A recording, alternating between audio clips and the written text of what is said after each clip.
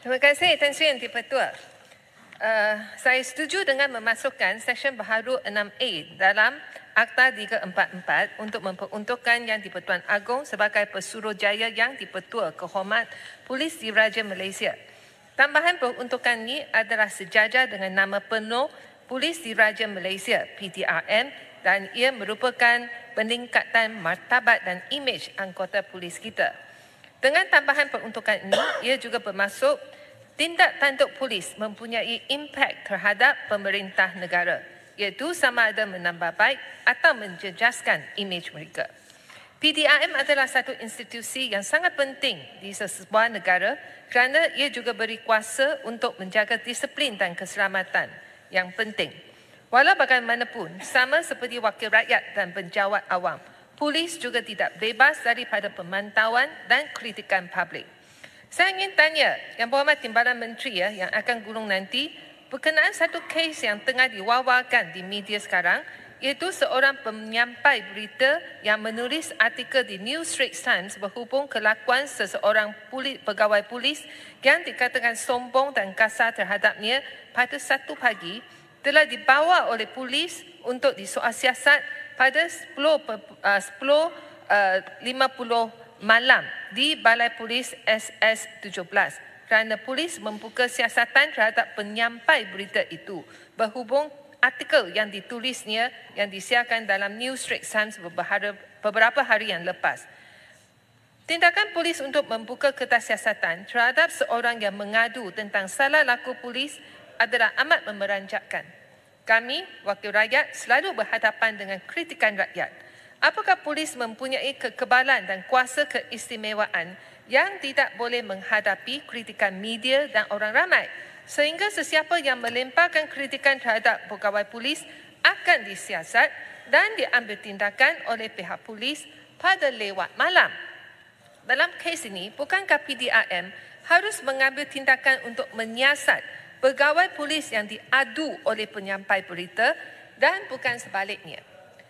Dan Sri Yang Di-Pertua, bagi pindaan dalam fasa 4 dalam rang undang-undang ini, iaitu pindaan Seksyen 21 dalam Akta Ibu yang menaikkan denda maksimum daripada RM200 kepada RM10,000 dan pemenjaraan daripada 3 bulan kepada 2 tahun bagi kesalahan yang berkaitan dengan mana-mana orang yang menggalang, menentang atau melanggar apa-apa arahan pegawai polis. Apa yang membimbangkan bagi ahli politik dan aktivis sosial adalah sama ada polis akan menggunakan fasa ini untuk mendakwa NGO dan orang ramai yang menyertai perhimpunan awam secara damai, di mana mereka dikatakan menentang dan melanggar pegawai polis yang mengarahkan mereka bersurat. Negara kita mempunyai Akta Perhimpunan Awam.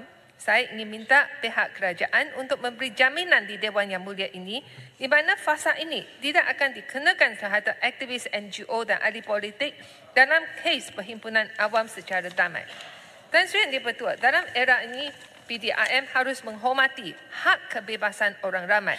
Bagi kumpulan NGO yang ingin mengadakan tunjuk perasaan atau perhimpunan awam, adalah lebih baik bagi polis untuk memberi nasihat dan malah membimbing pihak penganjur untuk mengisi borang atau memberi surat kepada polis mengikut undang-undang dan peraturan yang sedia ada dan bukannya menunjukkan sikap yang konfrontasi terhadap mereka.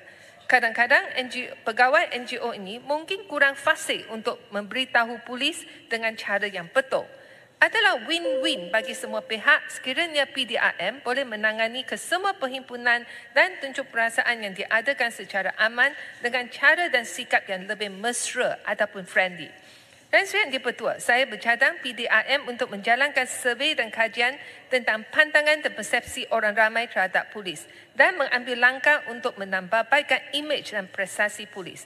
Tibalah masanya bagi polis untuk menonjolkan imej yang mana pegawai polis adalah pelindung, protector dan juga kawan, friend yang boleh dipercayai dan mesra dengan penduduk setempat.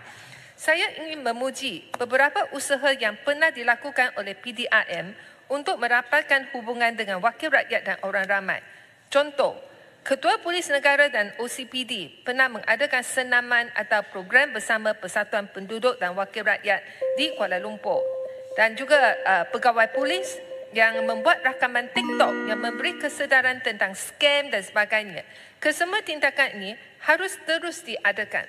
Dan saya di-Pertua, saya juga ingin membentangkan rintihan daripada sesetengah pegawai polis di Dewan Yang Mulia ini.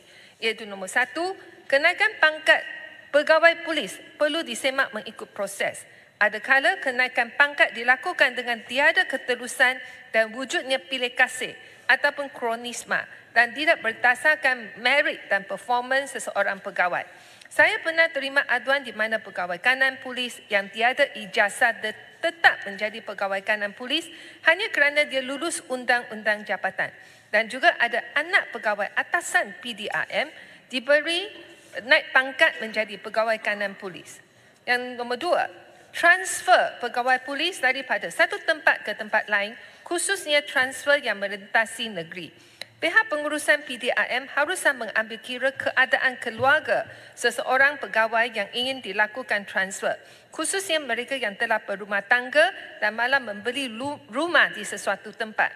Transfer secara tiba-tiba, walaupun ia melibatkan kenaikan pangkat, kadang-kadang amat menyusahkan mereka dan merosakkan kebahagiaan rumah tangga pegawai polis yang terlibat. Saya bercadang pemberitahuan dengan tempoh yang lebih panjang diberikan kepada pegawai yang terlibat.